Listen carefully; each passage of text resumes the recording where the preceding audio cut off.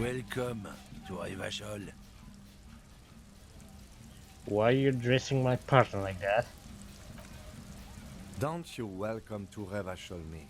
My grandfather came here from a 3,000-year-old racist isolationist culture, while your ancestors came to this island a mere 300 years ago. Every school of thought and government has failed in the city, but I love it nonetheless.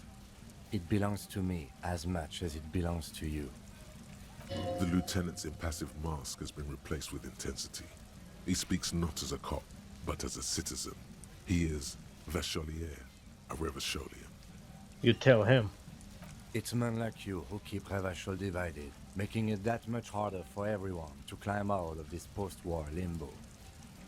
What he means is, fixation on the Revacholian nation makes it harder for Revachol to actually attain self-determination. So we are in limbo. Oh, come on, man. I just said welcome to Rivachol. It's a lorry driver thing. I know exactly what you meant. You think my kind doesn't belong here, that I should watch myself and behave. But you see, I'm an officer of the RCN. It's actually my job to make sure you behave. I would advise you to remember that. Silence. The air between them becomes tense. Your partner needs backup. Now's your moment to shine. Fucking A, Kim. I've got you back. You two make a cute couple. You know that? The lieutenant exhales and resumes his regular calmness. You sense slight embarrassment for the outburst. Or is it pride? Impossible to tell. Now that that's settled, we have a couple of questions.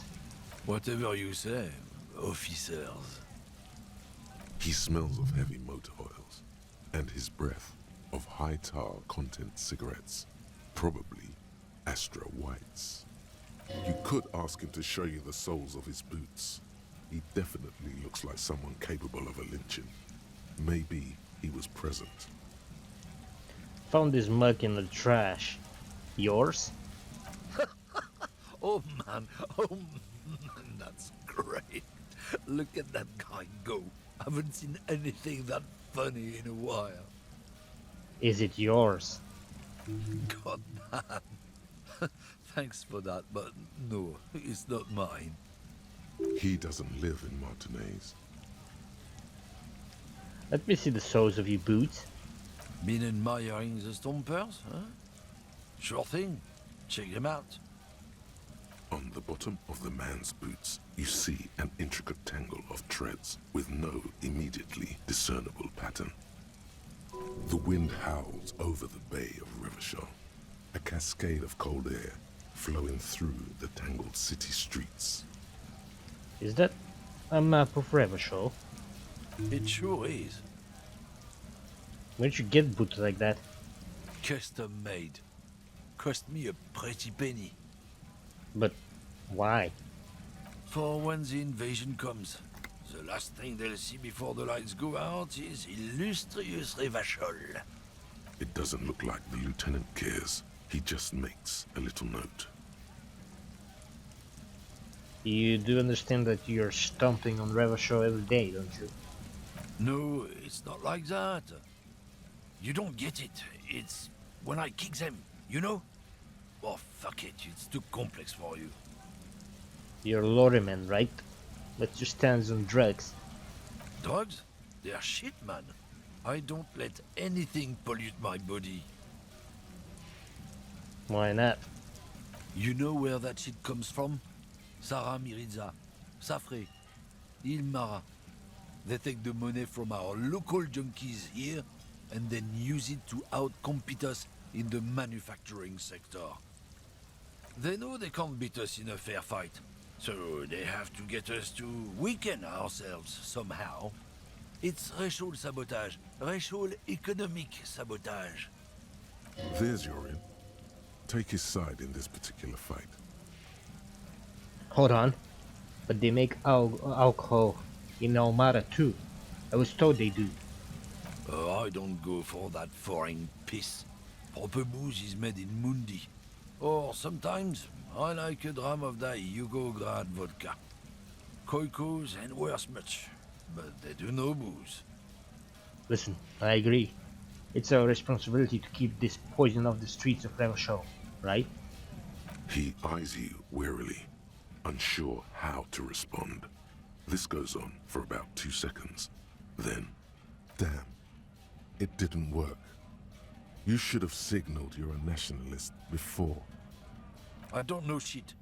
And if I did, I wouldn't tell you. So why are you still hanging around here? Most of the other lorrymen have left. What do you think? I can't leave the lorry unguarded. Stuff's been getting looted lately. It's those little kips sneaking around at night. If they touch my stuff, the bosses will be on my ass like ass cancer. There was a bunch of spilled boxes in the back of a big lorry nearby. I did see one lorry with the trailer doors open on my way here. Do you know what happened? Yeah, I knew that guy. He was an honest driver who loved this country. We were having a good debate about genetics at the Wheeling in Rags when some kip boys smashed his lock and took damn near everything. Lost his fucking job over it. Since he left, I haven't had anyone to talk to. If they were getting drunk inside the whirling in rags, how could they know who broke into the lorry? If you all were at the whirling, how do you know it was kids who broke into the lorry? What? Aren't we allowed to say that it's the kips who do all the stealing around here? That's not road science, man. If it's not you, then who's running drugs through Terminal B? Isn't it obvious? Fucking Sealang, that beady-eyed South Samaran. His little side business is a scam. I wouldn't be surprised if he was peddling drugs as well. Wait, the street vendor's out of here? That guy's a lorry driver? Of course he's a lorry driver. What? He tell you he's just some simple businessman or some shit? He's selling his employer stuff after he broke the seals on his Humanox lorry. His tribe are natural liars. It's in their blood. He's your man, all right? 100%. I wouldn't be so sure about it. Not until we've heard what Sealang himself has to say. Guess we need to pay Sealang a visit then. Guess so. What are you hauling? Oh, not much anymore.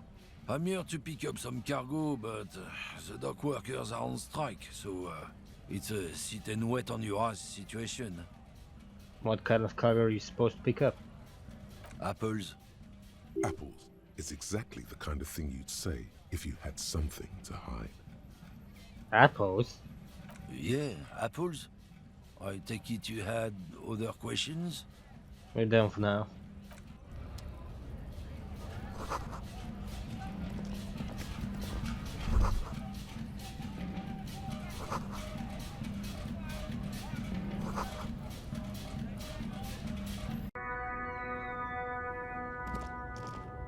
Everything's still cool here, officer. So, Sealang, what's your stance on drugs? Drugs? I don't go in for that, officer. Drugs ruin lives. Unless you're into drugs, of course. In which case, drugs are excellent. Mwah! Tasty, tasty drugs. I'm super into drugs. That's very cool. A lot of the coolest detectives do drugs. Sadly, I don't have any drugs on sale. Or at my home, or on my person. Sir, it appears to be true. No drugs in sight. Not in the box of sunglasses or under the speakers. We're looking for a lorry driver who is transporting drugs out of the harbor. He or she is in this traffic jam. That's even cooler. You investigating that and all. But I am not a lorry driver. I'm just a street vendor. I don't know anything about that. A blatant lie, sire. Yet he tells it with such conviction. We'd believe him if we didn't know better. But you are a lorry man. Another driver has identified you in your lorry. Who said that? It's the fat racist, right? I bet it's him. He has an agenda against me because I'm an immigrant who works harder than he does. He's a hater.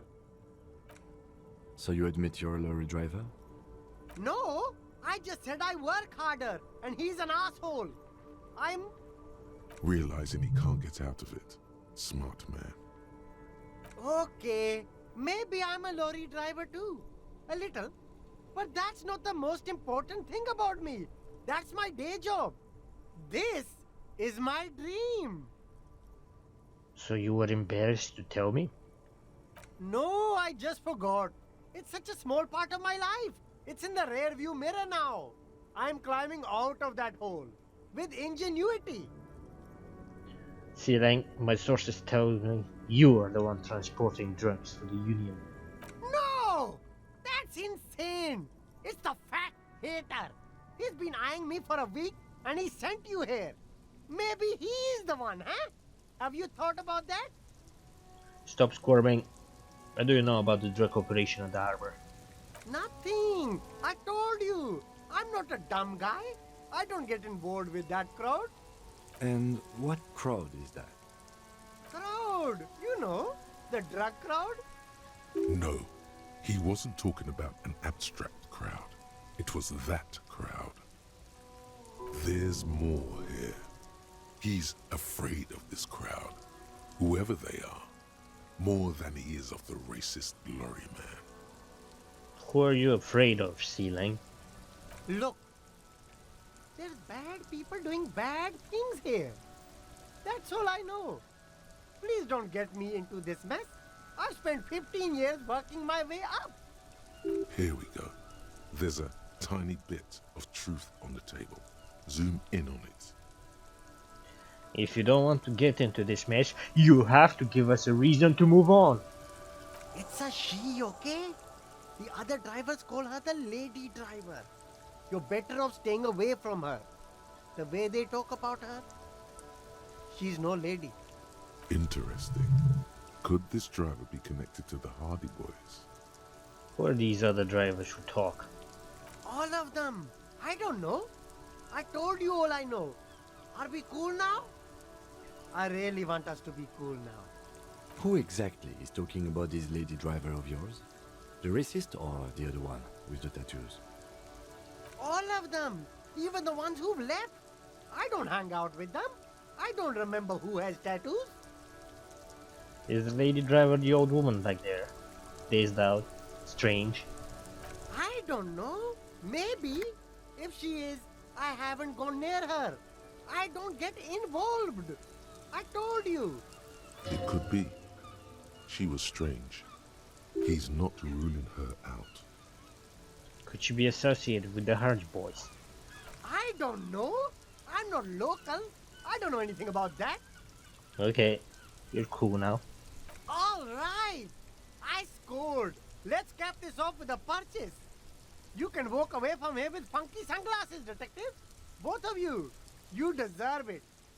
I'll leave you to it for now. Stuck in the rain in a traffic jam, man. What's on your mind? I heard that one of the drivers is a woman, but I don't think she's here. Do you know this lady driver? I don't want to talk about that. Why? Do you know something? What is it? Man, I was hoping it isn't going to be her. All I can say is, she isn't around here anymore. She isn't some evil drug trafficker. And I don't know where she is. I asked you who's conducting the drug trade.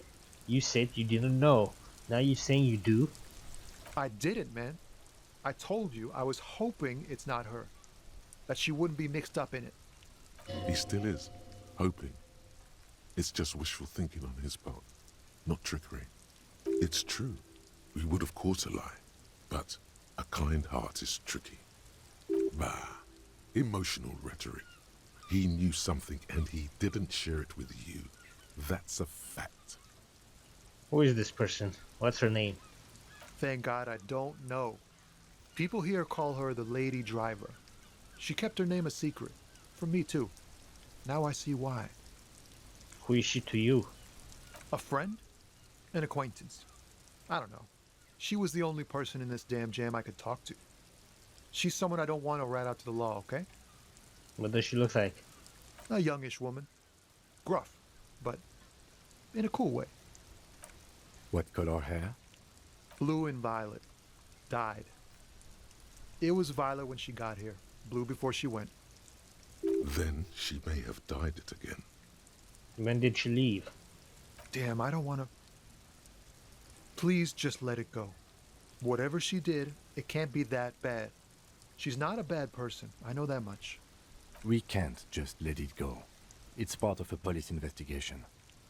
That's how it always is with you, isn't it? All part of the investigation. The girl's troubled. If you hunt her down, she may not survive it. I can't have that on my conscience.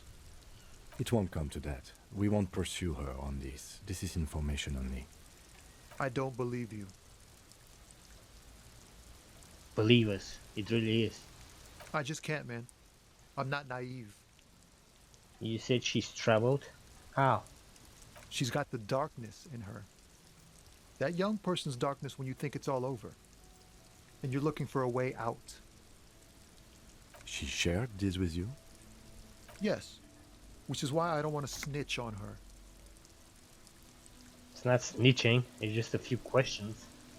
It's snitching, man. I know what it is. I was told everyone's afraid of her.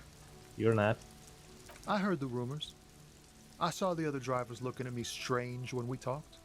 And she told me, too, that she's had a violent life. But I wasn't afraid of her. More like for her. Did this violent life include drug trafficking? Well, it looks like it did now. But we didn't talk about that. We talked about life, you know? She talked about her mind. Hold on. Her mind? The way it worked. The trouble it was giving her. The pain it was causing her. When she left, did she leave her lorry behind? Fuck, man. Go grill someone else with these questions, okay? There are plenty of drivers here who couldn't stand her, or were afraid of her. They'd be more than happy to rat her out. He's right. There are other options. The raceman, for one. The grey-haired woman. Maybe she knows something. Wait, this guy says they're friends. Then, acquaintances. And he's okay with others ratting her out. Push Tommy and it will break his heart. And his spirit. Don't expect you to be pals. Now is not the time to focus on feelings. You need that info, son. It's right here. The answer is right here. You just need to ask him. Come on, do it. So you're right with others ratting her out? You just don't want your hands dirty? Fine. I don't want to be a butcher. And I don't want to be a knight either. I just want to be a person who can sleep at night. A little fame wouldn't hurt too. Fine, I'll drop the banter for now. Thank you, friend. Wow, this makes me feel like I should pick up smoking again. Would help with my rhymes too. Wait, there's something here, stored away in some dusty corner. It starts like... A mirror's temperature is always 0. It is ice in the veins. Its camera is an X-ray. Whoa! What else? It's a chalice held onto you in silent communion. Silent communion. That's good. Where graspingly you partake of a shifting identity never your own. Dang! That's some great shit. You came up with that yourself. Did you? Or did you learn it in school? More importantly, who can prove if you did? Go with it. You deserve some acclaim. Think that maybe an actual poet, and I've learned it in my heart. No matter. It's a fine stanza. You're not so bad after all. For a cop. For a cop? They're more often in the fists than rhymes, see? Let alone honesty in verse. In a small office behind the old military hospital, hunched under the green glow of his desk light, Officer Hans Blau browses through a test print of his Futurist magazine. It's called The Futurist. The typeface on the header is too small. No joke, man. Fuck the police. If you say so, officer. That's all for now. Bye.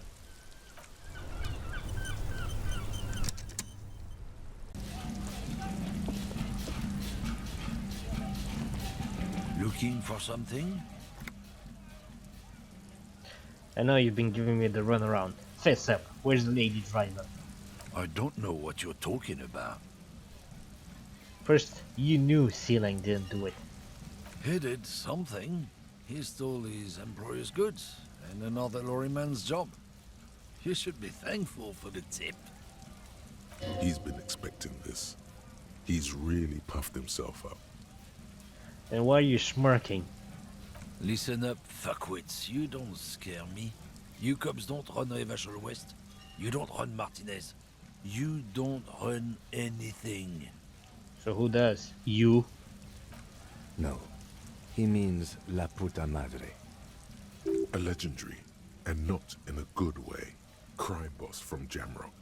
Controls what is probably the most powerful organized crime outfit in Revachol West. Looks like the lieutenant has a plan. Let him do this. Yeah, him. Then I presume you are familiar with his peonies. Yeah, they're his little bitches. He's got them all over the unions.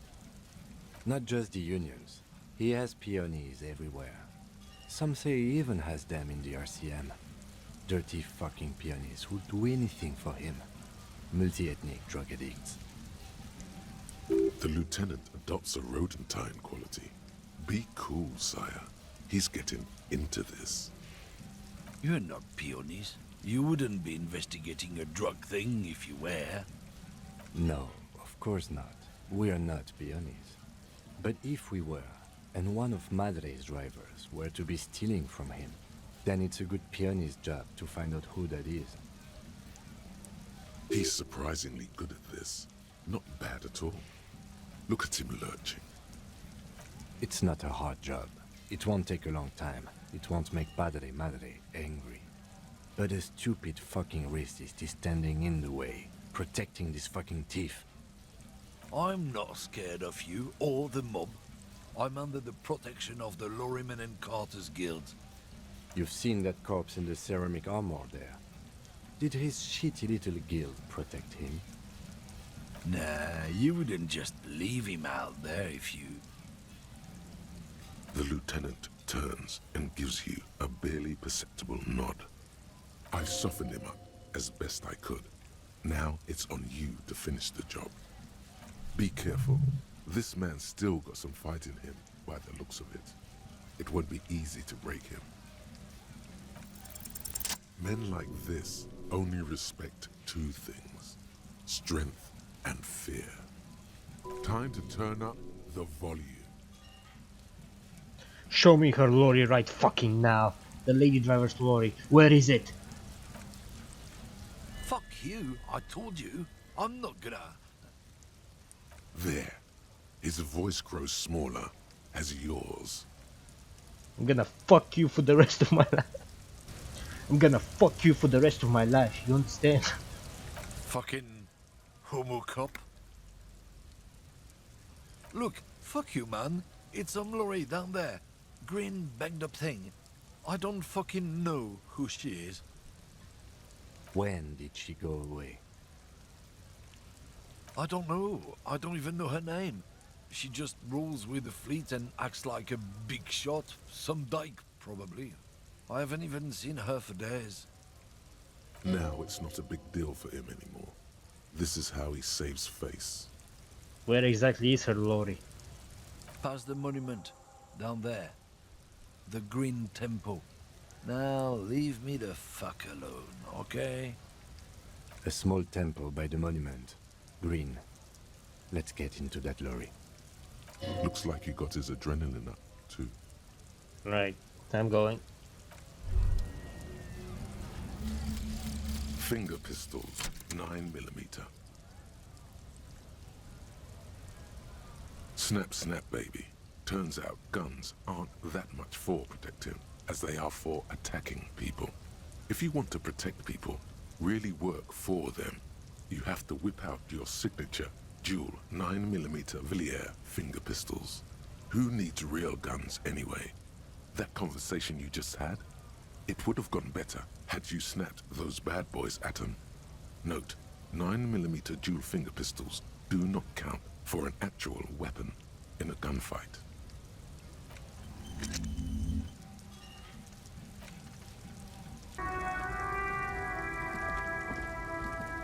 This green found, A to Z, Contemporain, is parked in the shadow of the ruins looming overhead.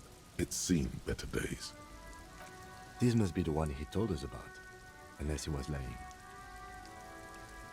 The glass on the side windows is tinted and covered with dust. You can barely make out the shape of a seat and 2 steering levers. Posters cover the small windows in the back. You can't make out what's on them. It feels like you're peeking into someone's home residence. Inside it's private, cozy, warm, dusty too. The door is locked. The handle looks shiny, like it's recently replaced. There's no picking this lock. The owner has put special care into it. It's a recessed design. How are we going to get this open, Kim? Use the pry bar to smash the window. Open it from the inside. Good idea. I don't know how good it is, but this investigation has taken long enough. We can't afford it to take any longer. With a firm grip, you raise the pry bar, a glint of light catching on the tip. Call down the hammer of truth and justice.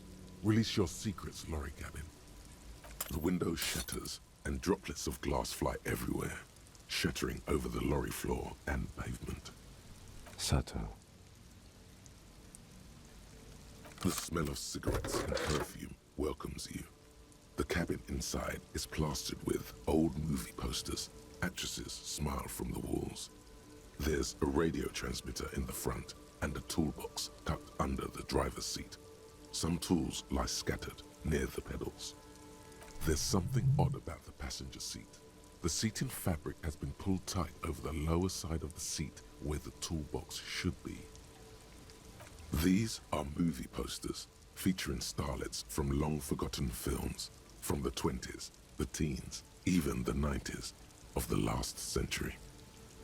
One of them particularly catches your eye, a centerfold of an ingenue attached right above the back seat. There's definitely perfume in the air.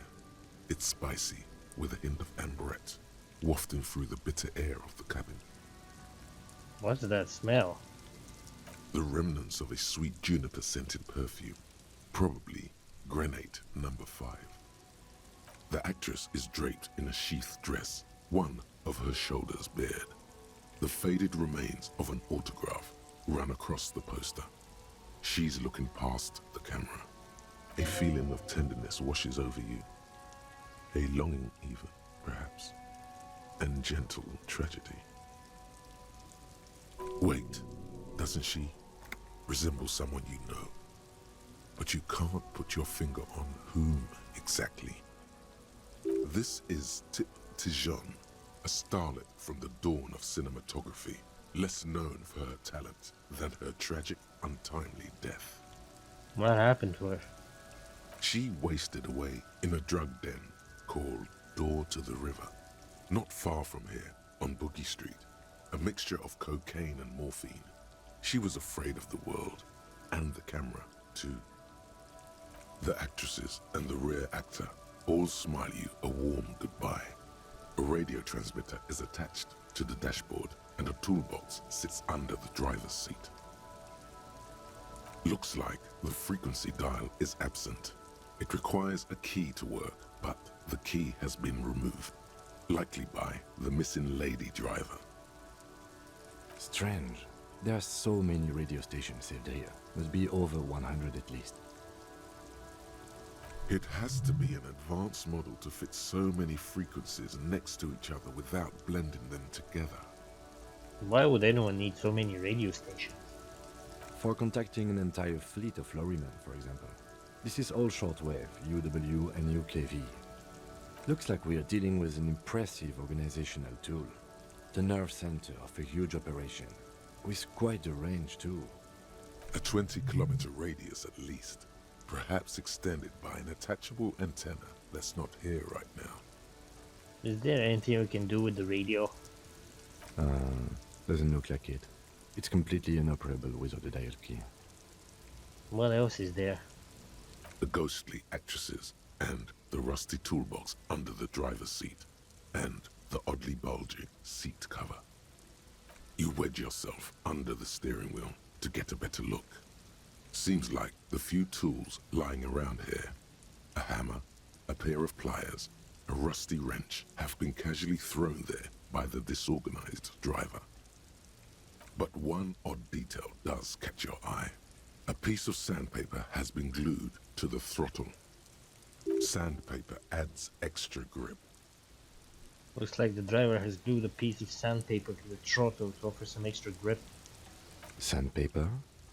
A novel technique? The sandpaper would also rub off the pattern from the driver's right boot sole. Yes? Do the honors, he thinks. Connect it yourself. One of the footprints of the crime scene had an aberration. One sole was smoother than the other. Which means that the missing lady driver was present at the lynching. Wait, the missing 8 Hardy? Here? Looks like her, yes. And she is also the one running the drug trade. What a handful. Now we know for certain who is the missing 8th person at the lynching. Do you think that Hardy and his boys could also be involved in the drug operation? I think the entire union is involved. Maybe even all of Martinez. We should talk with Titus, see what he's got to say on the matter. Are we finished with the lorry? The movie stars are still smiling from the walls. The radio transmitter sits on the center console and a faint smell of perfume is in the air. Voila, a stack of neatly folded papers has been stashed behind the seating fabric. You see 3 maps depicting a large metropolitan area. It's Revachol. Some of its routes and highways have been outlined with a pen. Bonne prise. This large map displays the elevated motorway called 881. The intake leading to Martinez is marked with a blue X. There's another X on the off-ramp at a place called the Old South. Toll booths at the intakes are marked with a circle.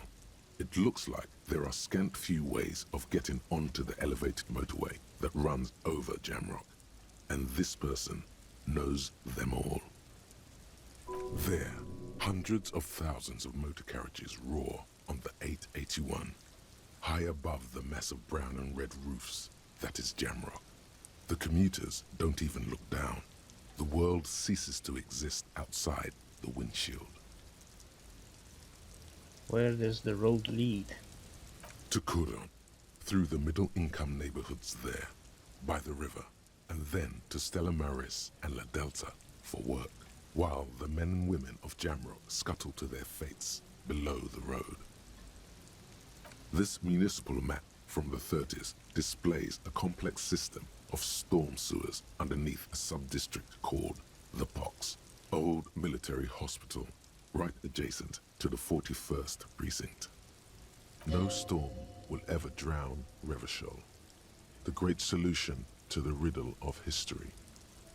Wind rips through the empty hallways of the once great military hospital, now just a ruin under an overgrown park.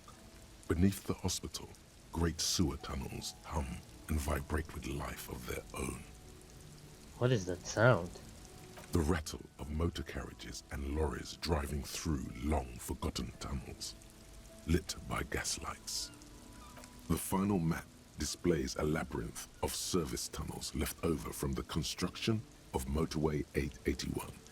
A few routes have been marked with a pen, where the tunnels and sewers surface near the eminent domain and a traffic island in central Jamrock by the lake.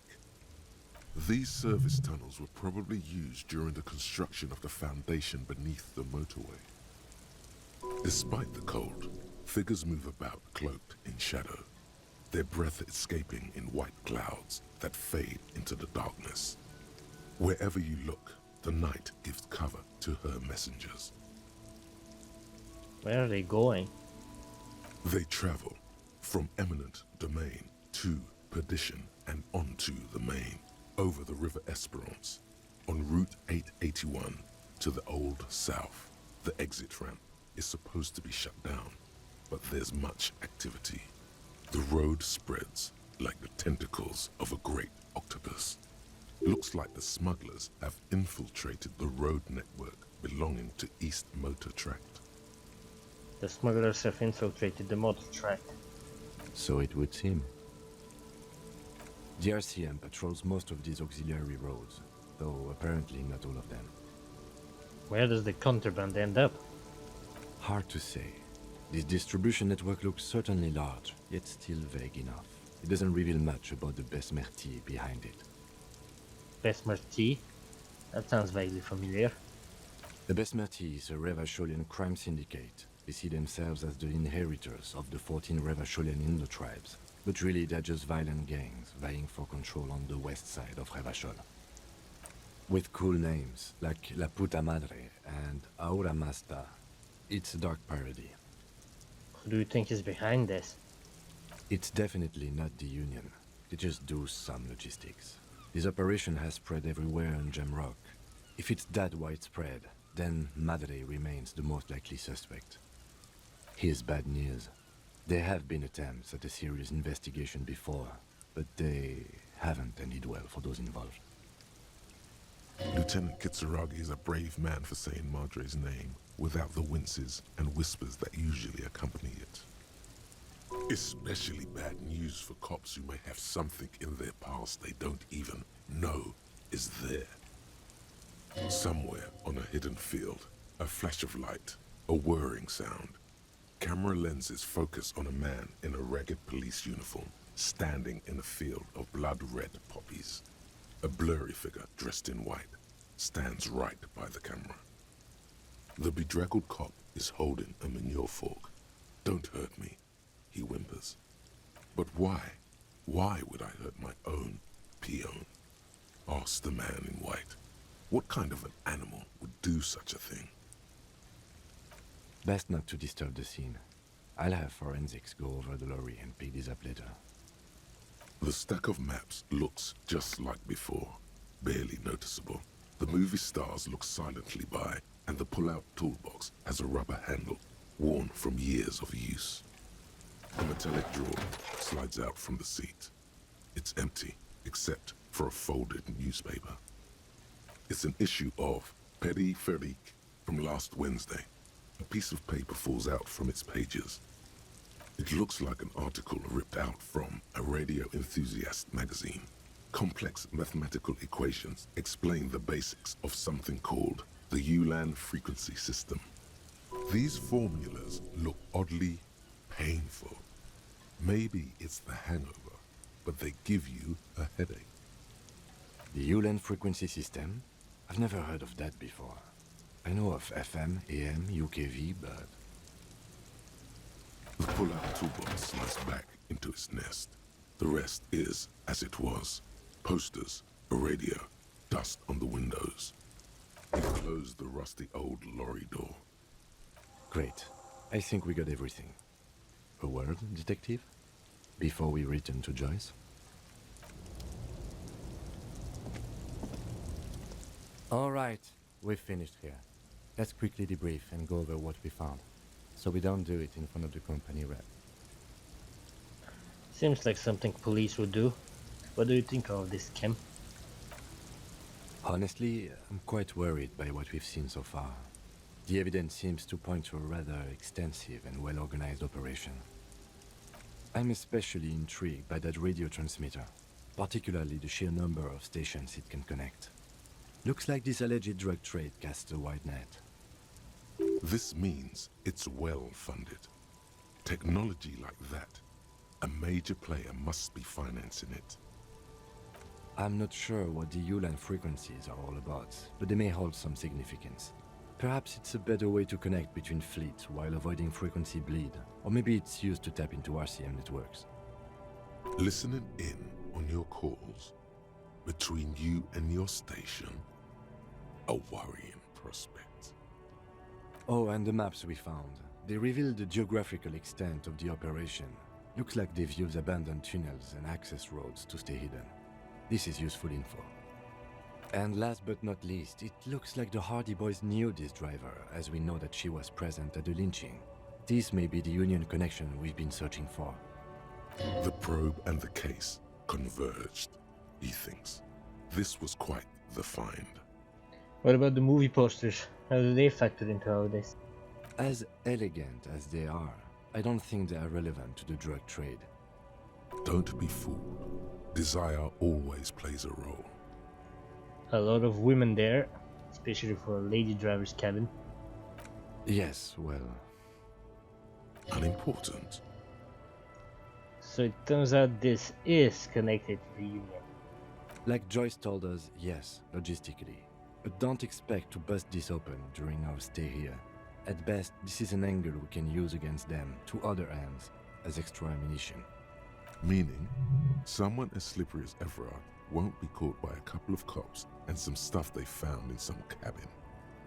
Will the RCM open an investigation into this? We should return to the murder case, see what Joyce tells us about the lynching.